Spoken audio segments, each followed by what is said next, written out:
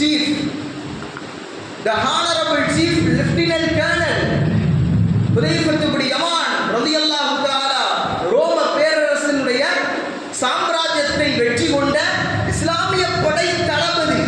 நல்ல விளங்கணும். அவங்க எப்படி சுன்னத்தை ஃபாலோ பண்ணாங்க, நபி நேசத்தை எப்படி உணர்ந்தார்கள், நபியை எப்படி புகழ்ந்தார்கள் என்பதை பாருங்கள்.